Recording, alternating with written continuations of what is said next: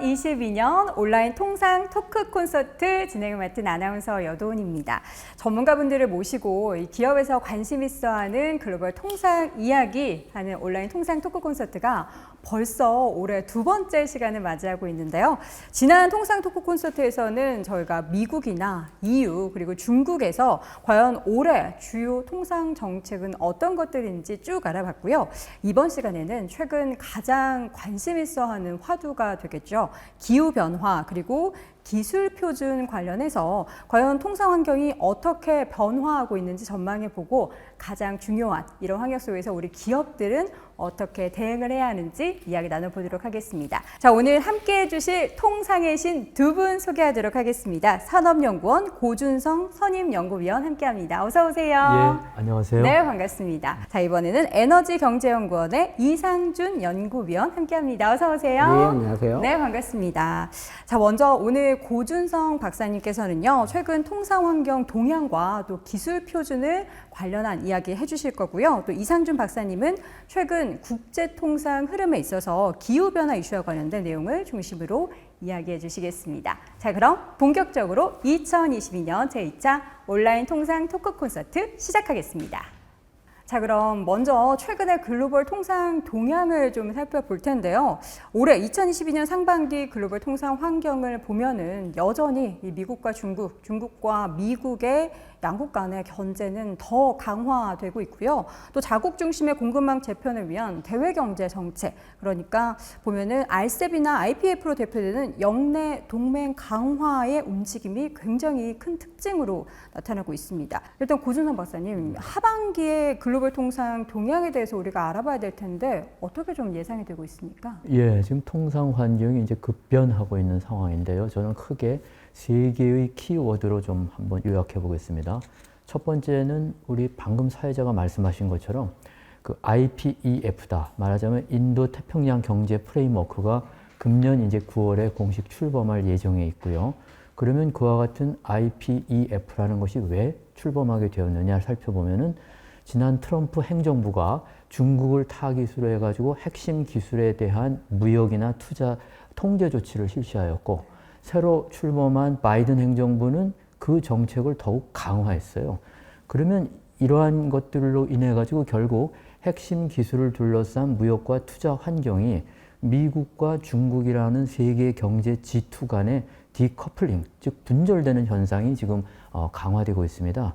그런데 이제 미국 바이든 행정부 입장에서는 이러한 중국에 대한 핵심 기술 통제를 미국 기업이 하다 보니까 이 효과가 사실은 반감될 수밖에 없죠. 그래서 이것을 전선을 같은 민주주의 가치를 가지고 있는 동맹 국가들에게 이제 확대하려고 하는 것이고, 그 첫 번째 조치가 작년에 9월 달에 미국과 EU 간의 무역기술위원회 TTC라고 약으로 말하죠. 그것이 이제 출범하면서 중국에 대한 무역과 투자 통제 안보 심사가 이제 공조를 이루게 되었죠. 여기서 이제 사실은 바이든 행정부 입장으로서는 이것이 미국 EU만으로도 부족하다는 것이죠. 결국 인도 태평양 지역에서도 유사한 상응하는 중국을 견제하는 어쨌든 기술 통제 체제를 마련할 필요가 있다. 그래서 미국 주도하에 금년 5월에 미국을 포함해서 이제 우리나라 그리고 인도, 일본, 호주, 뉴질랜드 그 아세안의 이제 7개 국가, 주목할 것은 중국은 초대받지 않았어요. 결국 이러한 것이 인도 태평양 경제 프레임워크 IPF로서 이제 출범하게 되었고, 그 이제 공식 출범이 이제 9월 달 예정이 되어 있습니다. 여기서 하나 주목할 것은 이것이 아까 말한 무역과 투자에서 핵심 기술 통제 이외에도 디지털 무역이라든가 공급망이라든가 청정 에너지와 같은 의제도 포함이 되고 있어가지고 어쨌든 이 IPF가 타결되면 그 영향이 상당히 광범위하게 미칠 것이다. 예, 그리고 두 번째는 공급망 안정성에 관한 논의가 무역 협상의 테이블 위에서 주된 아젠다로 이제 등장했다는 것입니다. 공급망 안정성이라고 하는 건 그 자체는 결코 무역이 아니거든요. 그런데 왜 이것이 IPEF와 같은 중요한 무역 협상의 핵심 아젠다가 되었냐면, 미국 입장에서는 반도체라든가 그 다음에 고용량 배터리라든가 히토리와 같은 어떤 전략 핵심 물자를 특정 국가에 지나치게 의존했을 때에는 비상한 상황, 예를 들면 뭐 전시도 생각할 수 있겠죠. 이러한 상황에 그와 같은 것을 공급받을 수 있다는 보장이 없고 그것은 국가의 안보에 굉장히 위협적인 요소가 된다는 점입니다. 그래서 미국이 이제는 그러한 특정 국가에 대한 전략적인 핵심 물자에 대한 의존도를 낮추기 위한 노력을 기울이기 시작한 겁니다.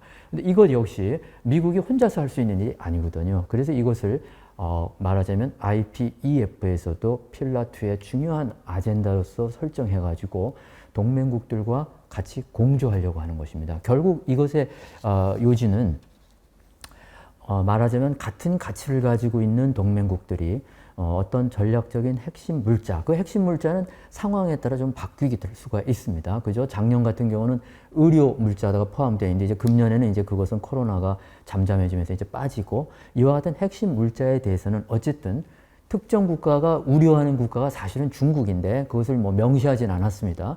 결국 특정 국가에 대한 의존도를 낮추고 자국의 영내 그리고 동맹국가의 영내에서 그러한 핵심 자원의 공급망을 증대시키기 위한 노력을 통상협상에서 추진한다는 것입니다. 그리고 이제 세 번째는 통상협상의 프레임워크가 근본적으로 좀 바뀌고 있다는 것도 주목할 필요가 있어요.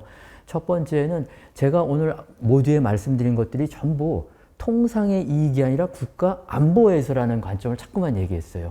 사실은 통상의 협상에서 국가 안보는 아주 다 인정하는 거예요. 그렇지만 실제 안보 때문에 통상이 규제받는 일은 그동안에 아주 예외적인 상황 아니면 발생하지가 않았어요. 그런데 트럼프 행정부 이후로 중국에 대한 지금 견제는 중국이 교역의 파트너가 아니고 전략적인 경쟁자로 인식하고 대응하는 것이기 때문에 이제는 통상협상에서 적어도 대중관계에 있어서는 통상의 이익이 아닌 국가 안보가 중요한 이익으로 등장했다. 그래서 통상협정의 국가 안보 예외 조항이 아주 중요한 조항으로 등장했다. 두 번째는 무역협상의 의제의 핵심은 상품 무역 자유와 서비스 무역 자유화인데 지금 논의되는 미국 EU 간의 TTC라든가 IPEF에서는 그러한 전통적인 무역 자유는 없습니다. 그 밖의 의제들 그게 뭐예요?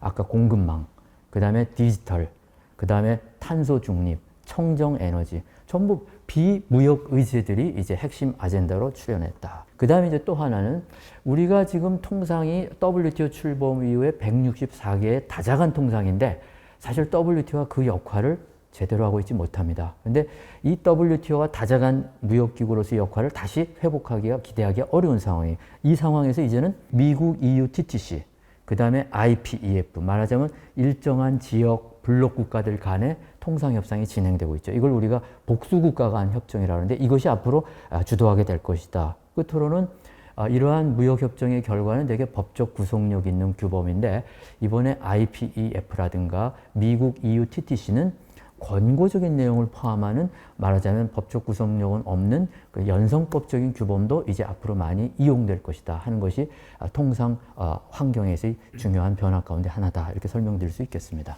하반기 글로벌 통상 동향을 보니까 이번에도 중국이라는 키워드가 더 커지고 있는 것 같습니다. 관련해서 잠시 후에 더 이야기를 나눠보도록 하겠고요. 고 박사님에 이어서 이제 이상준 박사님께서는 전 세계 지금 사실 가장 문제가 되는 게 기후 위기 관련한 대응에서 각국에서는 탄소 중립 선언을 한 이후에 환경 관련한 이 국제통상 논의에서는 이제 관련한 내용들이 선택이 아니라 필수적인 주제가 됐잖아요. 환경 이슈 관련된 주요국 동향은 어떻게 좀 나타나고 있을까요? 네, 요즘 통상에서 기후 환경 이슈가 이렇게 등장하는 걸 보면은 우후죽순이다 이런 표현이 좀 진부하다 이렇게 보일 정도로 많아지고 있는데요. 요즘에 제가 통상 관련해서 바빠졌다. 하나는 또 제가 여기에 출연하고 있다. 이게 증거가 될 수도 있을 것 같습니다. 원래는 저는 주로 에너지와 기후변화 문제를 다루기 때문에 통상 관련 이슈를 다룰 일이 많지 않았어요. 그런데 최근에 작년 말부터 올해까지 통상 관련 이슈가 굉장히 많이 제가 다루고 있게 되는 이런 일이 벌어졌는데요. 물론 그만큼 통상 이슈가 중요해졌다고 할 수 있을 것 같고요. 가장 대표적인 게 EU가 지금 이제 도입한다고 하고 있는 국경 탄소 조정 또는 탄소 국경 조정이 있겠습니다. 영어로 CBAM이라고 하는데요. 우리 국민 여러분께서 발음에 조금 유의를 하셔야 되는 용어이긴 합니다만 CBAM이라고도 부르고 CBAM이라고도 하고 CBAM이라고도 이렇게 전문가들이 보통 통칭하는데요. 한 국가가 무역에서 기후 관련된 이슈로 다른 나라에서 들어오는 수입품을 이 일정한 규제를 한다라는 측면에서 규제적 조치의 특징이 강하고요. 관련해서 뭐 이 요즘에 약자 외우기 대결 같기도 합니다. 글로벌 지속가능 철강 협정, 그리고 미국하고 EU가 TTC, 그리고 뭐 IPEF, 여기에 더해서 민간 부분의 움직임도 무시할 수 없을 것 같아요. 사실 직접적으로 통상 이슈는 아닌데 알리백이라는 거 혹시 들어보셨나요? 알리백이요? 예, 기업이 소비하는 전기 에너지의 100%를 재생에너지로 충당하겠다라는 자발적인 이니셔티브인데 이거는 한 기업이 자기가 스스로 100% 재생에너지를 충당하겠다는 이슈이기 때문에 사실은 스스로의 이슈지 이 통상 이슈가 아닌 것 같습니다. 근데 요즘에 글로벌 기업들의 움직임을 보면 자기가 알리백을 하는 것과 동시에 자기에게 부품을 공급하는 이 벤더들에게, 다른 나라에 있는 이 공급업체들에게도 요구를 하기 시작했거든요. 그러면 이 국경을 넘어오는 제품에 관한 것이기 때문에 민간의 움직임이지만 통상의 이슈가 돼가는 것입니다. 이런 것들도 있고요. 미국이 주도하는 FMC, First Movers Coalition이라는 것도 있는데, 이거는 글로벌 기업들이 앞으로 기업들이 이제 실제 물건을 많이 구매를 하잖아요. 구매하는 제품들에서 좀 탄소 중립 또는 저탄소 제품을 우선 구매하겠다, 이렇게 선언하는 이니셔티브들이 있습니다. 그러면 기업이 구매하는 과정에서 다른 나라에서 수입하는 제품을 구매한다면 저탄소 제품을 구매하겠다, 이것도 하나의 통상 이슈가 돼버리는 것이죠. 지금 관련해서 내용을 보면은 우리가 부담해야 될 그 수위가 점점 더 높아지고 있는 것 같아요. 환경 관련해서는. 그렇다면 지금 전반적인 글로벌 통상 환경 동향이나 뭐 기후변화 관련된 통상의 내용들 쭉 확인을 해봤는데, 이제 본격적으로 그 세부적인 내용들을 이야기 나눠보도록 하겠습니다. 최근 기후변화 그리고 기술표준 관련한 통상 이슈들을 확인해 볼 텐데요. 더 중요한 건 앞으로의 전망 그리고 구체적인 대응 방안까지 이야기를 좀 나눠보도록 하겠습니다. 탄소 중립에 대비를 하는 그 노력은 사실 개별 국가, 뭐 개별 기업뿐만 아니라 기후변화 공동 대응을 위해서 환경 그리고 에너지 측면으로 다자 협력 차원에서 주요 경제 협의체도 이것들을 의제로 다루고 있는 추세입니다. 그렇다면 고 박사님, 세계 무역기구 WTO에서는 어떤 논의들이 좀 이루어지고 있나요? 그렇죠. WTO는 다자간 무역기구이고, 아까 말한 기후변화는 이제 국제환경협정에서 규율할 사항이기 때문에 사실은 이제 다루는 내용은 달라요. 그렇지만 우리가 눈여겨볼 것은 WTO 설립 협정 자체에서도 무역기구임에도 불구하고 그 전문에서 어떻게 규정하고 있냐면, 이 회원국들은 무역을 하되 환경을 보호하고 보존하며 지속 가능한 개발이라는 목적과 합치하는 무역의 증대를 추진한다. 그러니까 무역을 확대하기 위한 기구로서의 역할을 수행하되 그것이 지속 가능한 개발이라고 하는 환경 보호와 말하자면 일치하도록 한다는 것이죠. 그래서 이제 이것과 관련해서 이제 좀 더 부연 설명하면은 무역이라고 하는 것이 세계적인 어떤 저탄소 경제와 보다 친환경적이고 보다 지속 가능한 사회로 전환하는 데 있어서도 역할을 해야 된다. 이제 이런 걸 선언한 것이고요. 그럼 구체적으로 그러한 선언을 실천하기 위해서 95년에 WTO가 출범하면서 WTO 안에 무역환경위원회를 설치해서 그러한 역할을 구체적으로 할 수 있는 것을 개발하라 해가지고 임무를 부여했어요. 그 중에 이제 핵심 가운데 하나가 WTO 무역협정은 특징이 그 협정을 위반하면은 상품 무역이나 서비스 무역에서의 규제를 받다 보니까 미국이나 중국조차도 WTO 무역협정은 잘 지킵니다. 이게 굉장히 우리가 WTO가 그동안에 중요한 역할을 한 것인데, 환경협정은 사실은 지키는 국가가 사실은 거기에 그 협정을 위반했다 그래서 다른 무슨 뭐 제재 수단이 별로 없어요. 대표적으로 미국과 같은 경우가 기후변화에 가입하다가 트럼프 행정부가 출범하면서 다시 탈퇴했어요. 어떻게 제재합니까? 자, 그래서 아까 말한 WTO 무역환경위원회는 기후변화 협약과 같은 국제환경협약상의 어떤 무역 제한 조치 규정들이 WTO 규범에서 정하는 어떤 무역 규범의 합치성을 확보하기 위한 그런 논의들을 하도록 이제 10개 의제를 설정해 갖고 그동안에 오래 논의를 해왔는데 사실 구체적인 성과는 이루지 못했어요.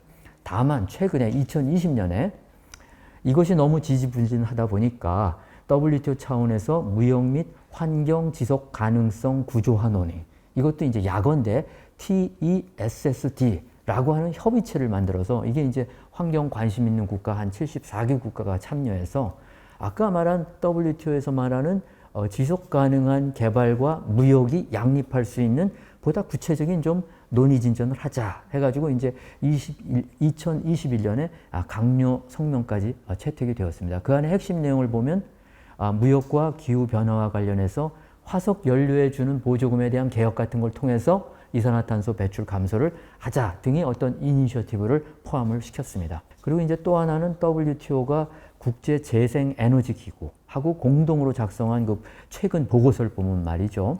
쉽게 말하면 환경 보호에 그 도움이 되는 태양광과 같은 그런 제품의 시장 확대를 위해서는 국가들이 그러한 제품의 시장을 개방하고 또한 국가들 간에 있어서 이러한 태양광 제품에 대한 제품 표준을 개발하는 것들이 그와 같은 제품의 확대, 교육을 위해서 필요하다 하는 것들을 이제 제안하고 있고요.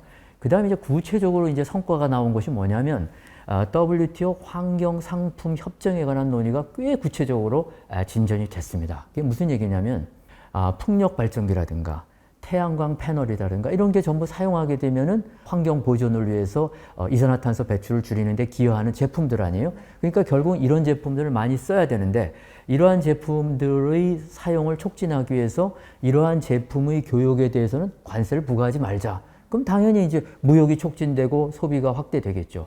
그래서 이제 46개 회원국들이 그와 같은 환경 상품 관련된 협정을 맺어서 무관세 제도를 시행하자 해가지고 사실은 거의 타결의 직전까지 갔는데 또 결국 국가들 일부 간의 이해관계 때문에 아직 발효는 되고 있지 못하지만은 어쨌든 국가들이 이견을 조정해서 이러한 WTO 환경상품 협정이 언젠가는 발효될 것으로 기대가 됩니다. 그리고 이제 지금까지 말씀한 건 다자간 논의고 FTA라고 하는 그 지역무역협정에서도 이 환경 조항에 관심을 가지고 있어요. 그래서 아까 말한 것처럼 FTA를 통한 무역의 확대도 지속 가능한 개발과 양립하도록 하자 하는 이런 환경 조항을 포함하고 있고 특히 최근에는 그런 어떤 기후변화라든가 이와 같은 보다 구체적인 환경 보호를 위한 규정을 포함하고 있는 그러한 FTA들이 이제 등장합니다. 특히 EU 같은 경우가 그렇죠. 그래서 이제 어쨌든 간에 그 FTA에서도 이러한 기후 변화와 관련된 어떤 지원을 할 수 있는 그러한 조항의 도입이 출연하고 있다. 그래서 그 중에 이제 하나를 보게 되면 재생 가능 에너지라든가 대체 에너지와 같은 저배출 경제로의 전환을 다루는 그러한 규정들이 FTA라고 하는 무역협정 안에서도 규정하고도 있다. 그리고 특히 구속력은 없지만은 어쨌든 기후변화 완화라든가 적응을 위한 FTA 체약국 간의 협력 조항 이런 것들은 이제 또 포함하고 있다. 이렇게 설명드릴 수 있겠습니다. 트럼프 정권에 들어서면서 말씀해 주셨던 파리 기후협약에서 탈퇴를 하긴 했지만 어쨌든 기후변화 관련해서는 말씀해 주신 이미 파리 협정이라는 글로벌 체제가 있는데 관련해서 지금 다자협력 차원이 뭔가 필수적으로 된 배경이 더 있을 것 같아요. 예, 통상에서 사실 이 기후변화 이슈가 들어오게 된 건 파리 협정이라는 것이 가지는 근본적인 한계에서 비롯됩니다. 보통 환경 협정들이 대부분 유사한 특징을 가지는데요. 제재 수단 또는 이행 강제력이 굉장히 느슨하게 구성되어 있습니다. 이게 본질적으로는 뭐 좀 문제이기도 하지만 본질적으로는 그런 과정이 필요합니다. 왜냐하면 환경 협정이라는 게 너무 강한 이제 제재를 둔다면 국가들이 빠져나가 버리거든요. 아예 아무것도 안 하는 일이 돼버리는 거죠. 그래서 조금씩이라도 뭔가 이행을 해나가야 되기 때문에 전체 다가 참여하는, 특히 기후변화에서는 그 문제가 중요합니다. 모든 국가가 빠지지 않고 다 같이 노력해야지 이 효과가 나는 것이 기후변화 문제이기 때문에 파리 협정에서도 강한 이제 이행 강제력을 두고 있지 않죠. 그래서 지금 기후변화 문제가 심각해지면서 탄소 중립이 이슈가 되고 서로 이제 이 무역의 차원에서 어느 나라는 탄소 관련 규제를 세게 하고 어느 나라는 약하게 하다 보니까 이것 자체가 공정한 무역이 아니다라는 인식이 퍼진 겁니다. 그래서 좀 더 실질적으로 텐저블한 규제를 도입하자는 차원에서 가장 서로 글로벌에 연계된 가장 큰 고리가 무역이잖아요. 그래서 통상에서 실질적으로 규제를 하자라는 이런 분위기가 이제 도입된 것일 것 같고요. 이 파리 협정 논의도 이제 지금은 조금 더 변화의 지금 움직임이 있습니다. 그간에는 파리 협정에서 주로 논의되던 분야는 어떤 거냐면은 서로 목표를 더 열심히 합시다. 이거거든요. 모든 국가가 참여해서 더 강한 목표를 통해서 기후변화, 지구적 기온 상승을 막자라는 움직임이었는데, 이제 어느 정도 이 탄소 중립을 선언한 국가도 많아졌고요. 이 NDC를 상향한 국가도 많아지다 보니까 그 밑단에 좀 더 구체적인 논의로 시작되기 시작했어요. 작년에 글래스고에서 합의된 예를 들어서 화석연료 보조금 철폐라든지 석탄 발전의 이 점진적 감축 이런 내용들은 이 국가 단위 목표가 아니라 구체적인 정책을 논의하고 있잖아요. 이제 그런 정책들을 다 같이 수행해 가는 과정에 이 통상 논의도 한 요소가 될 수 있다고 생각됩니다. 이게 갑작스러운 일 때문에 지키지 못하는 상황도 있는 것 같아요. 러시아가 가스관을 잠그다 보니까 어쩔 수 없이 석탄을 떼게 되고 뭐 이런 문제들이 발생하는데 이런 거 이제 안 좋은 이슈가 좀 지나가고 나면은 말씀해 주신 것처럼 그런 강력한 의지로 뭔가 목표를 빨리 달성할 수 있게 전 세계가 좀 같이 노력해야 될 것 같은데 지금 보면 각국에서 정책들이 모두 발표가 되고 있는데 우리나라에서는 어떠한 정책들이 만들어지고 있는지가 궁금해요. 예, 우리나라도 한 지난 2년 정도는 탄소 중립이 핵심 의제였고요. 앞으로도 우리나라가 탄소 중립에 지속적으로 저는 관심을 가지고 정책을 만들어 갈 것이라고 생각하는데요. 2020년 10월에 이 탄소 중립을 선언했고 그 뒤에 이제 국가 단위의 탄소 중립 추진 전략. 그래서 2020년 12월에 탄소 중립 추진 전략이 발표됐습니다. 그 뒤에 탄소 중립 녹색 성장 위원회, 정부 위원회도 만들었고요. 우리나라는 탄소 중립 녹색 성장 기본법을 만들어서 전 세계에서 탄소 중립을 법제화한 14번째 국가입니다. 그러니까 법으로 탄소 중립을 이행하겠다고 한 몇 안 되는 국가거든요. 실제 탄소 중립을 선언한 국가들을 보면 전 세계적으로 한 140개 국가 정도 되는데 그냥 구두로 나 열심히 할게 이 정도 수준이 되는 나라가 굉장히 많아요. 실질적으로 이행력을 스스로도 갖지 못한 이런 나라들이 많은데 우리나라는 법제화도 했고요. 그리고 작년 말에는 이 탄소 중립과 관련해서 좀 부문별, 세부 부문별, 예를 들어서 산업 부문, 에너지 부분에서 어떻게 탄소 중립을 하겠다라는 이 부문별 전략도 발표를 했습니다. 좀 더 점점 구체화되고 아직 이제 이 탄소 중립을 이행하기 위해서 좀 구체적인 이 정책들이 완벽하게 구체화된 단계는 아닙니다만 한 2년간 굉장히 빠르게 쟁걸음을 보여왔고요. 네. NDC도 이 상승을 시켰잖아요. 당장 NDC는 8년 남은 일인데 2018년 대비 한 26.3%에서 40%로 그러니까 우리가 2018년 대비 지금 2030년까지 40%의 온실가스를 감축해야 되는 지금 입장에 있고 저는 굉장히 도전적인 목표라고 생각합니다. 그렇기 때문에 이런 목표를 수행하는 가는 과정 자체가 우리나라가 이제 앞으로 국내 논의가 굉장히 좀 이 젠걸음으로 빠르게 해왔다 이렇게 생각하고 있습니다. 목표를 좀 높게 잡아야 그 근처까지 가잖아요. 그렇죠? 그래서 이게 좀 이 밖에서도 이견이 있으신 것 같아요. 목표를 너무 높게 잡으면 수학 포기하지 않냐라는 의견도 있고 목표를 좀 현실 가능성이 야심차게 잡아야지 그래도 뭐라도 하는 거 아니냐라는 의견도 있으시고 좀 엇갈리는 것 같은데요. 저는 현장에서 연구하는 사람 입장에서 이제 목표는 좀 더 이 의욕이 좀 들어가야 될 것 같아요. 그런데 이제 이행을 하는 과정에서 현장에서 정책을 하다 보면 거기서는 무섭게 현실적이어지지 않나 이런 생각이 좀 들긴 해요. 그 절충안을 좀 잘 마련을 해서 우리가 높게 잡은 목표를 확실하게 이룰 수 있는 그런 전략적인 방법도 그렇죠. 목표는 잡았는데 필요하겠네요. 이제 실제 공부를 할 때는 자기가 모르는 거를 무작정 푸는다고 풀어지는 게 아니잖아요. 그쵸. 그러니까 풀 수 있는 현실 것부터 가능성 있게. 이렇게 현실적으로 풀어나가야 되지 않나 이렇게 생각합니다. 자, 앞서서 우리 고 박사님께서 말씀해 주셨던 그 IPF 내용을 봐도요, 뭐 청정에너지 그리고 탈탄소 인프라를 4대 필라 중에 하나로 설정을 했고, 역내 탈탄소와 뭐 기후변화 관련한 회복력 강화를 그 의제로 삼고 있습니다. 자, 그렇다면 그 IPF 내용이 과연 향후에 어떤 내용들로 논의가 될지가 궁금해요. 사실 IPF의 논의 주제에 대해서는 뭐 기후변화 분야도 마찬가지인데 전문가들 사이에서도 그냥 무슨 전보기 이럴 정도로 아직 전체적인 의제를 예단하기는 어려운 상황입니다. 그럼에도 불구하고 저는 기후변화 이슈가 IPEF의 필라 3에 들어있거든요. 기후와 청정에너지 분야가 있는데 여기서만 논의되는 게 아니라 다른 분야에서도 논의되는 이런 좀 융합적 이슈가 아닐까 생각하는데요. 대표적으로 필라 1은 무역 통상 분야이지만 이 통상 분야에서 뭐 녹색 통상 관련된 논의가 있을 수가 있고요. 공급망 분야에서도 뭐 재생에너지에 대한 공급망이라든지 청정수소의 공급망이라든지 이런 부분의 논의도 가능하고 뭐 재생에너지 소재라든지 이런 부분에서도 논의가 가능하기 때문에 다른 이슈보다 기후가 굉장히 여러 필라에 걸쳐 있는 이슈다 이렇게 보이긴 합니다. 근데 IPF가 아까 말씀드린 EU의 시밤과 약간 성격이 다르죠. 여러 국가가 참여한다는 측면에 있고 선진국도 있고 개도국도 있다라는 이런 특징이 있어 보입니다. 그러면 선진국과 개도국이 폭넓게 참여하는데 이 IPEF의 특징이 필라를 선택해서 들어갈 수가 있어요. 그러면 실제 논의가 잘 진행되려면 원하는 필라의 논의에 다 같이 들어와야 되거든요. 이렇게 들어오게 하려면 선진국, 개도국의 이해관계가 서로 접점이 있어야 되거든요. 근데 기후변화가 이 문제는 선진국, 개도국 간의 이견이 좀 엇갈리는 분야이기도 합니다. 대표적으로 이 시밤과 같은 데에 대해서는 개도국들은 이거 사다리 걷어차기 아니냐 이런 입장을 갖고 있는 것도 사실이거든요.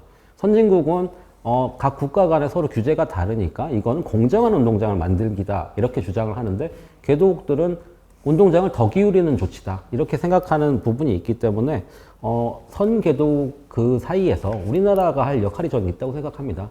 우리나라는 뭐 지금은 선진국의 반열에 들어간 국가이지만 개도국들 입장에서는 좀 더 가교 역할을 할 수 있는 부분들이 있거든요. 그래서 더 많은 협력을 해주고 더 많은 지원을 해주고 이런 부분에 의지해서는 개도국의 입장도 좀 이 반영을 해주고 선진국의 입장에 대해서는 우리나라가 좀 중간적 입장에서 개도국과 서로 연계해주는 이런 역할을 할 수도 있다라고 생각하고 있습니다. 기후변화 대응을 위해서 정말 이렇게 보면은 각국의 환경 규제가 점차 더 많아지고 있습니다. 가장 중요한 건 이 가운데 있어서 우리 기업들, 그러니까 국내 산업에 미칠 영향이 어떨지가 가장 궁금한데요. 고 박사님은 어떨까요? 그렇죠. 그러니까 환경 보호를 목적으로 이제 국가들이 새로운 어떤 에너지 효율 관련 또는 뭐 화학 물질 관련 규제를 도입한다는 것은 그것이 뭐 국내 안에서 다 일차적으로 영향을 미치지만 그러한 국가마다 상이한 어떤 규제를 충족하기 위해서는 무역에도 결국 영향을 미칠 수밖에 없는 겁니다.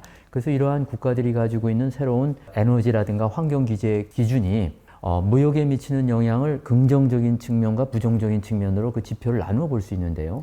긍정적인 측면은 그러한 규제 기준은 어떤 소비자나 제품에 대한 신뢰 증가라는 측면에 있고요.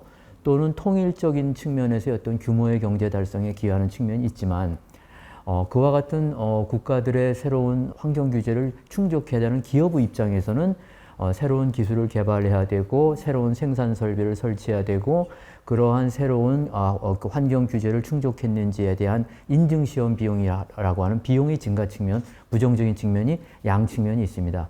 그래서 저희 연구원에서 이러한 이제 환경 관련 그 무역 규제에 관한 그 무역 효과, 무역에 미치는 영향을 6대 업종별로 해갖고 한번 분석을 해봤어요. 뭐 석유화학, 비금속 광물, 철강, 기계, 전기전자, 수송기기. 그랬는데 그거에 따르면은 의외로 그 전기 전자 산업 경우에만 유의미한 어떤 부정적인 영향이 수출에 나타난 것으로 나왔습니다. 그래서 이제 우리가 전기전자의 그러한 부정적 영향이 나와서 보다 세밀하게 그러면 전기전자 안에 한번 업종별로 그걸 한번 더 세분해서 한번 지표를 봤더니 휴대폰, 통신기기, 저장장치 이런 것들은 그러한 환경 규제 도입에 따른 무역의 부정적인 효과 이것이 이제 크게 나타났고요. 그 밖에 반도체, 전기전자도 역시 그러한 부정적인 영향을 받았다. 그래서 그러면 이러한 전기전자 산업이 왜 새로운 환경 규제의 무역에 부정적 영향을 미치는가? 이제 이렇게 분석을 한 저희 연구원의 결과에 따르면은 일단은 우리나라 같은 경우에 그러한 높은 새로운 환경 규제가 도입됐을 때 중소기업 같은 경우가 거기에 순응하기 위한 역량에 있어서 부족하다. 그러니까 이제 중소기업 쪽에 이제 부정적 영향을 미친 걸로 나왔고 또 하나는 그러한 환경 규제 가운데 일부 국가는 본래의 환경 보호 목적이 아니라 자국 산업을 보호하기 위한 좀 위장된 보호 수단으로 쓴 측면이 있었다. 그 다음에 이제 세 번째는 이게 이제 사실은 굉장히 제품 산업 특성과 관련이 있는데 요즘은 그러한 전기 전자 쪽의 신제품은 개발 주기가 굉장히 짧은데 여기에 이제 환경 관련 규제가 추가되니까 기업의 입장으로서는 이러한 새로운 어떤 규제에 대한 인증 대응에 따른 제품의 그 출시 이것이 이제 지연되게 된다는 것이죠. 그래서 결과적으로 어쨌든 이러한 업종이 부정적인 영향을 미쳤다. 그런데 그 전기전자 가운데 2차 전지 분야에 있어서는 또 이것이 긍정적으로 나타났어요. 쉽게 말하면 이러한 규제가 있음에도 오히려 수출이 계속 늘었다는 걸로 하는데 왜 그런가를 또 봤더니 2차 전지는 이미 글로벌 스탠드 이상의 기술과 수준을 가지고 있어서 굳이 수능 비용은 없다는 얘기이고, 두 번째는 오히려 그러한 새로운 규제를 충족했다는 인증이 우리 그 2차 전지 배터리 제품들의 어떤 고성능 제품에 대한 평가로서 소비자, 그러니까 수요자의 신뢰를 제고한 측면이 있다. 그래서 이게 결국 뭐 제품 간에 있어서 그런 환경 규제의 영향이 좀 다르게 명암이 나타났다. 이렇게 설명드릴 수 있겠습니다. 자, 그렇다면 이렇게 글로벌 환경 규제가 강화되고 있는 시점에서 과연 우리나라 기업들은 구체적으로 어떤 대응 전략을 마련해야 될까요? 이상준 박사님. 흔히 우리나라를 이 소규모 이 통상국가라고 하잖아요. 소규모 개방경제, 뭐 소규모 통상국가. 이런데 사실 우리나라가 통상으로 지금까지 성장을 해온 배경에는 뭐 소규모 통상국가니까 조그만 이제 이 큰 파도 앞에 있는 조그만 배를 상상하셔도 괜찮을 것 같아요. 그러면 파도에는 잘 흔들리는데 그 배는 잘 넘어지진 않습니다. 우리가 그렇게 비록 항상 높은 파도를 항상 만나왔는데 그때 적응을 너무 잘해왔던 것 같고요. 사실 지금 환경 관련 규제에도 같은 우리의 적응력이 필요한 때가 아닌가 싶습니다. 기민하게 얼마나 파도가 높을 것인지를 예상하고 정부는 필요한 지원을 하고 기업들이 그거를 기민하게 모니터링하는 이제 과정이 필요할 것 같은데, 그 점에서는 ESG라는 부분이 필요할 것 같은데, ESG에 대한 관심이 요즘 높아지고 있잖아요. 그래서 ESG에서도 저는 흔히 이렇게 말씀드리는데 좀 더 능동적으로 ESG를 해야 되겠다. ESG를 수동적인 관점으로 보면 이렇게 생각할 수 있습니다. 그냥 외부에 ESG 평가가 있어요. 그래서 그 평가 지표 잘 맞추고 좋은 평가 받고 그냥 시험을 잘 보는 학생인 거죠. 공부를 잘하는 학생이 아닌 거죠. 근데 능동적인 ESG를 하면은 진짜 공부를 잘하는 학생이 되는 거예요. 이런 것처럼 세계적인 그 ESG 경영 분야에서 학자들이 보통 ESG에 선도적으로 나간 기업들이 세 가지 요소가 있다라고 얘기를 합니다. 하나는 당연히 좀 장기적인 관점이 있어야 되겠다. 그리고 두 번째로는 기업의 조직이나 이런 문화에서 실질적으로 의도를 가지고 ESG 조직도 만들고 실질화해야 된다라는 거고요. 세 번째로 저는 제일 중요하다라고 생각하는데 매트릭이라는 겁니다. 이제 측정 도구 뭐 이렇게 번역할 수도 있겠는데요. 자기가 ESG의 요소에서 어떤 위치에 있는지를 알고 있어야 된다는 건데, 실제 ESG의 환경적 요소, 오늘 말씀드린 환경적 요소는 그래도 비교적 분명한 요소들이 있어요. 온실가스 얼마나 배출하는지, 오염물질, 아니면 물 관리를 얼마나 잘하는지, 폐기물 관리를 잘하는지, 이런 것들 비교적 분명한데, 그게 사회나 거버넌스, 이쪽으로 가면 사실 더 불분명하기도 합니다. 근데 좀 비교적 분명한 환경적 요소에서조차 자기가 얼마나 배출하고, 에너지를 얼마나 사용하고, 어디에서 에너지를 효율적으로 쓰고, 효율적으로 쓰지 못하고, 이런 부분을 잘 모르는 기업들이 상당히 많습니다. 그래서 이런 부분에서 자기가 스스로의 위치를 자각할 수 있는 도구를 가져야 되겠다는 점을 강조하고 싶고요. 요즘에 시밤과 같은 규제는 실제 온실가스 규제는 그 기업의 이 조직에서 이 규제를 합니다만, 시밤은 수출되는 상품에 대한 규제이기 때문에 상품 단위로 온실가스를 계측하게 되거든요. 그러면 그거는 조직 경계를 벗어날 수도 있습니다. 예를 들어서 다른 데서 상품을 사다가 가공을 하고 하잖아요. 그러면은 그때의 경계는 한 상품을 만들어지기 위해서 한 기업뿐만이 아니라 다른 데서 공급하는 기업들도 포함될 수도 있거든요. 이러면 요즘에서 그래서 애플이 흔히 공급망에 있는 부품 제공업체에 대해서 알리백을 요구하거나 이런 것들도 자기 공급망을 관리하는 겁니다. 예를 들어서 아이폰이라는 제품으로 볼 때 그 제품이 진짜 친환경인가, 탄소 중립인가, 이렇게 따지기 시작한 거거든요. 그래서 아이폰이 수출되면 그 아이폰은 뭐 탄소 중립 아이폰 이렇게 할 수 있는 것처럼, 우리나라도 우리나라가 만들어낸 제품들이 이 탄소 중립이라는 거를 표시해 주기 위해서는 제품 단위로 온실가스를 평가할 수 있는 이런 시스템이 필요할 것 같아요. 이게 단기간에 하루아침에 만들 수 있는 부분은 아닌 것 같고, 정말 기업적으로 이 문화 자체가 좀 많이 달라지고 인식 자체가 달라져야지만 이룰 수 있는 문제 해결이 될 것 같습니다. 관련해서 뭐 가야 할 길이 참 먼 것 같은데, 우리 말씀해 주신 것처럼 소규모 작은 배이기 때문에 큰 파고에는 절대 무너지지 않는 기업의 모습 응원해 보도록 하겠고요. 마지막으로 이제 기술 표준 그리고 관련된 통상 이슈에 관련해서 좀 이야기를 나눠보겠습니다. 앞으로는 정말 기술 경쟁, 기술 전쟁이다라고 말해도 과언이 아닐 정도입니다. 지금 세계 각국에서는 첨단 산업 관련한 핵심 기술 선점 경쟁이 점점 더 과열이 되고 있는데요. 고 박사님, 최근에 글로벌 통상 환경에서 기술이라는 건 어떤 의미를 지금 가지고 있나요? 굉장히 중요한 이게 키워드예요. 왜 그러냐면은 아까 2018년에 미국이 중국산 수입품에 대해서 500억 불에 대해서 25% 추가 관세 부여해갖고 무역 전쟁이 시작됐다고 맞아요.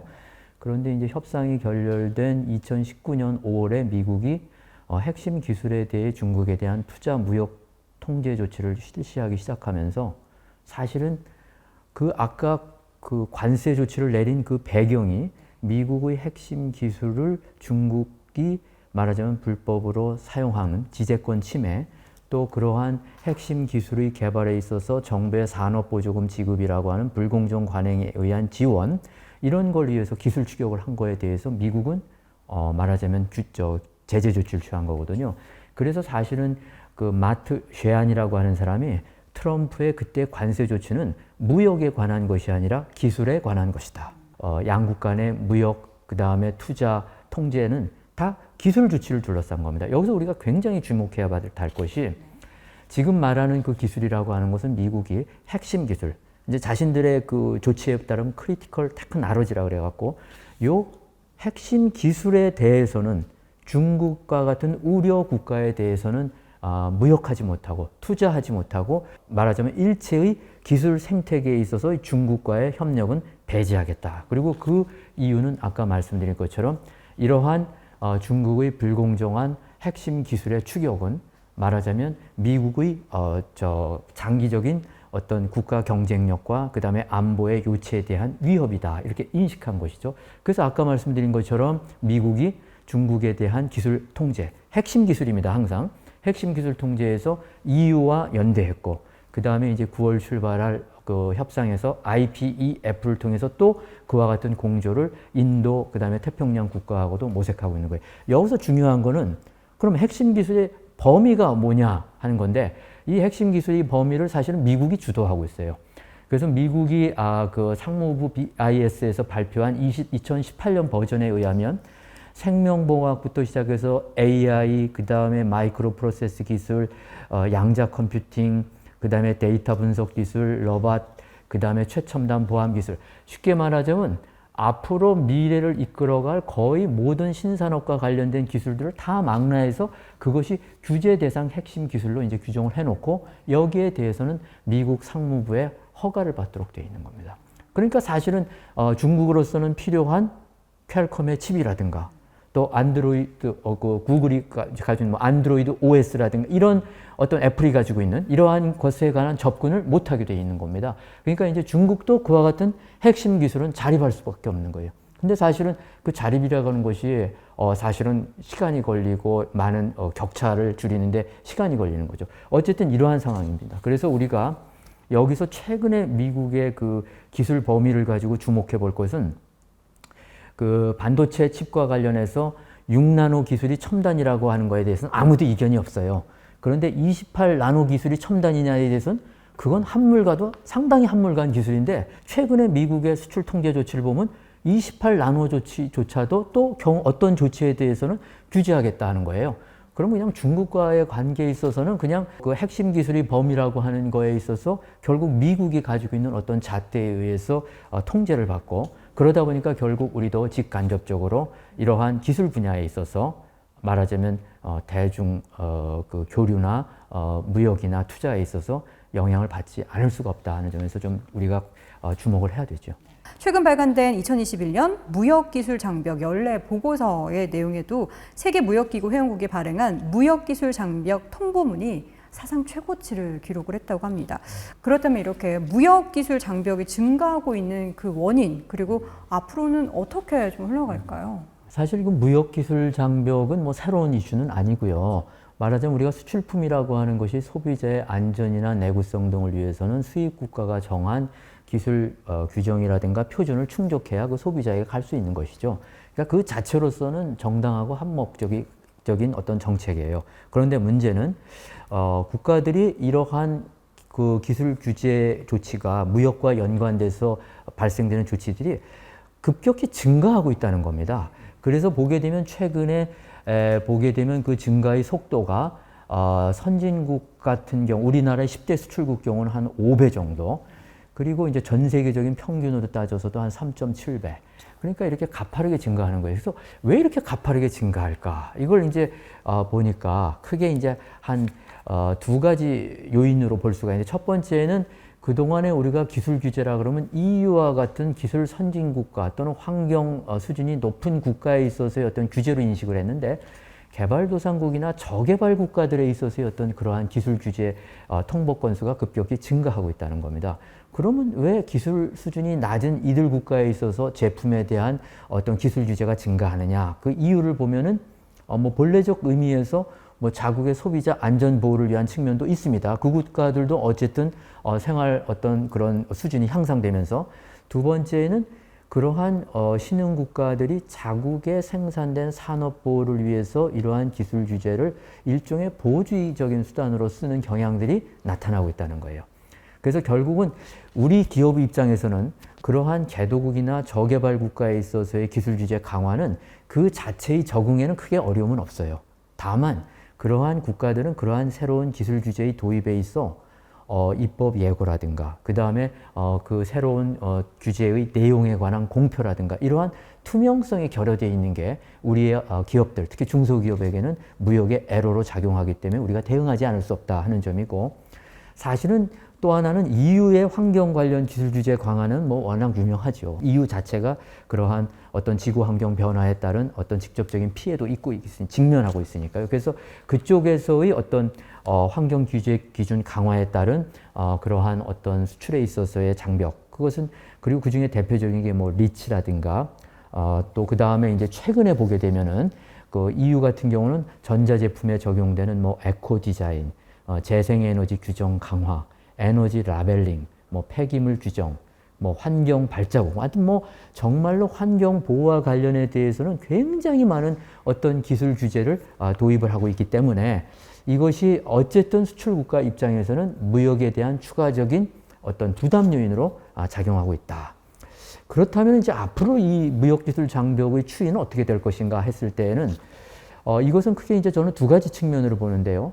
먼저 증가 측면으로 봤을 때는 아까 개도국이나 EU 측에 있어서의 그런 그 기술 규제 도입은 지속될 것 같고, 또 하나는 디지털 전환과 관련된 디지털 무역 제품 관련돼서 어떤 새로운 그 규제의 증가도 피하기 어렵다. 예를 들면 EU 같은 경우는 사이버 보안법을 뭐 시행하는 것 때문에 관련된 강제 인증이 도입되고 있고, 특히 주목할 게 2023년, 그러니까 내년 이후에는 전력, 수도, 의료, 에너지 등 주요 인프라와 소비자의 그 생명, 신체, 건강 등 안전과 밀접한 인터넷에 연결되어 있는 그 ICT 제품 및 서비스는 인증을 이제 의무한다 그러는 거예요. 그러니까 이러한 것들은 어쨌든 해당 제품의 수출 기업에게 있어서는 큰 부담으로 작용할 수밖에 없다. 반면에 조금 완화된 측면도 있을 수 있는 게 뭐냐면은 일부 FTA에서는 그와 같은 기술 규제가 가지는 무역에 대한 부정적인 측면을 낮추기 위해서 몇 가지 조치들을 도입하고 있습니다. 가령 예를 들면 미국이 도입한 CPTPP라든가 USMCA에 보게 되면 무역기술 장벽 협정의 부속서를 통해서 어떤 특정 제품에 대해서 그 수입국가, 여기서는 수입국가가 채약국을 말하는 겁니다. 그 채약국들이 기술 규제 도입에 있어서 일정한 규제를 가하고 있는 거예요. 하지 못하도록. 예를 들면 대표적으로 그 암호를 사용하는 그 ICT 제품과 관련해 가지고 그 수입 국가가 제품 공급자에게 어떤 특정 암호나 뭐 알고리즘을 사용하도록 요구한다든가 뭐 기술을 이전하도록 요구한다든가 이런 거를 아직 하지 못하도록 그냥 원천적으로 막아버리는 것이죠. 이러한 걸 통해서 말하자면 그러한 ICT 제품에 있어서의 다른 채약국이 가지는 기술 규제 권한을 원천적으로 이제 낮추거나 제거하는 그러한 노력들이 발견이 된다, 이렇게 말씀을 드리겠어요. 말씀해 주셨던 내용에서 보면은 이 환경 보호 목적에 있어서 규제나 정책 강화에 따른 무역기술 장벽의 통보 건수도 실제로 증가 추세를 보이고 있다고 합니다. 그렇다면 여기에서 또 중요한 게 환경이나 에너지 관련한 이 무역기술 장벽에 대해서 우리나라 기업, 정부는 어떻게 대응해야 되나요, 이 박사님? 그래서 첫째는 기업들은 사실 기술 부분에 투자를 하는 것이 제일 직관적인 대응 방법일 겁니다. 그런데 이 직관적인 대응에 앞서서 한편으로 우리가 TBT 규범에 대해서도 정부가 충분히 우리의 입장을 반영할 수 있는 노력이 있어야 될 것 같고요.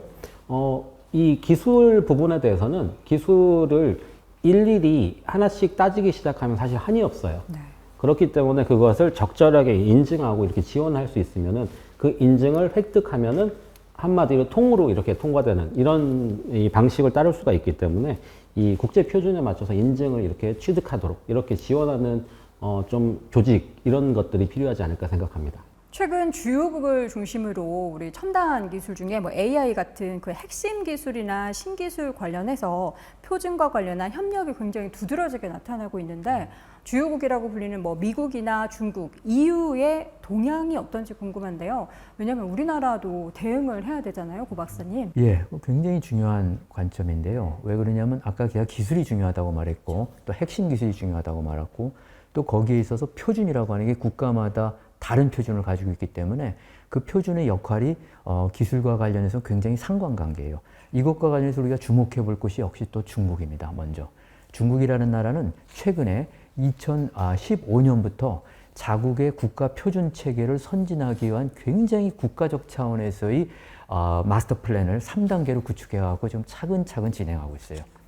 그래서 거기 보게 되면 이제 자신들의 어떤 그 표준 제정 절차에 있어서의 그 절차적 개선, 그 다음에 이제 자기네 성과 중앙의 다양한 어떤 표준을 통합하는 것, 그리고 또 하나는 국제 표준과 자국 중국 표준 간의 어떤 수준을 격차를 줄이는 것, 그리고 또 하나는 국제 표준화 작업에 있어서 중국이 주도적으로 참여하기 위한 노력을 기울이는 것, 이러한 걸 설정했어요.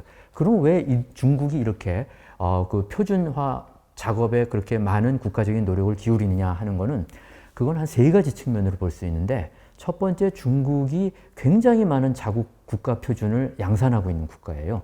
그런데 그거는 뭐냐면은 중국이 전통적으로 아까 말한 것처럼 개방 이후에 선진국과 경쟁 관계에 있으면서 중국은 막연히 시장을 개방하는 게 아니라 자국의 시장에 있어 산업을 육성하는 걸 목표로 하고 있는 나라예요. 그렇기 때문에 중국은 이 표준을 갖고 중국의 독자적인 표준을 만들어 가지고 선진국의 기술 제품이 중국 시장에 들어올 때에는 중국의 독자적인 표준을 충족하기 위해서 시장 접근이 지연이 됩니다. 그래서 이러한 걸 통해서 일종의 산업 보호 정책 수단으로서 중국의 독자적 표준을 굉장히 광범위하게 운영하는 거예요. 이건 산업 정책 측면이죠. 두 번째는 중국 표준을 가급적이면은 그 사용하는 국가를 확대하기 위한 외연적인 노력을 하는 거예요. 그래서 1대1로라고 아시잖아요. 네. 중국 자본이 많은 국가로 이제 투자를 동반하면서 가져 상품도 수출하면서 그와 같은 중국 자본에 따른 1대1로의 사업에 지원을 받으려면 자국 중국 표준을 수용하는 걸 조건으로 주는 거예요. 조건부로. 그러면 중국 표준이 수출되는 거죠. 이제 이러한 것들도 이제 또 하나 전략으로 추진을 하고 있고, 또 하나는 어쨌든 중국이 선진국과 관련해서 자신들이 표준화 작업을 주도하기 위해서는 국제 표준화 작업에 중국의 전문 인력과 중국의 보이스를 내기 위한 물적, 인적 자원을 총동원했어요. 그래서 실질적으로 국제 표준화 기구에 지금 주도적인 활동을 하는 대표적인 국가가 중국입니다. 그래서 어쨌든 우리가 이러한 중국의 활동을 좀 주목해 볼 필요가 있다 말씀을 드리겠고, 그러면 상대적으로 표준 정책의 선진국인 미국과 EU는 그럼 어떻게 하고 있느냐? 사실은 EU가 중국의 이러한 적극적인 표준 정책에 대해서 엄청나게 경계심을 갖고 2022년에 자신들도 새로운 표준화 전략을 발표했어요. 근데 이 표준화 전략 발표가 중국의 표준화 작업에 대응하기 위한 어떤 대응 전략이다, 이렇게 이해하시면 될 것 같고요. 그 다음에 이제 미국의 경우는 그러면은 어떻게 여기에 대응하느냐 했을 때는 먼저 미국의 경우는 아까 말씀드린 것처럼 핵심 기술과 관련해 가지고 중국과의 디커플링을 하는 데 있어서 EU의 어떤 협조를 이미 지금 구축했죠. 그러면서 동시에 아까 미국 EU의 TTC에 작년에 9월 달 합의됐고, 그 첫 번째 그 TTC의 그 임무가 뭐냐면은 말하자면 1작업반이 기술 표준과 관련해서 미국과 EU가 공조한다는 겁니다.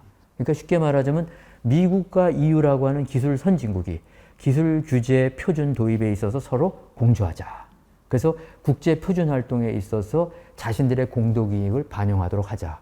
이것은 아까 말한 것은 중국의 적극적인 국제 표준화 참여에 대한 견제를 의미하는 겁니다. 그리고 이번에 2022년 5월 달에 2차 그 TTC 공동선언을 보게 되면 그것을 위한 구체적인 액션 플랜이 나왔어요. 그래서 기술 표준 협력과 관련해 가지고 양국과가 신규 표준화 활동에 대한 참여를 격려하고 앞으로 새로운 표준화 활동에 있어서 양국이 공조 체제를 가지기 위해서 양국 간의 국제 표준 개발에 대한 전략적 표준화 정보, 이것도 이제 약자인데 SST 메커니즘을 수립하기로 했습니다. 그러니까 이제 앞으로 국제 표준에 있어서 미국과 EU는 쌍두마차로 같이 가는 거예요.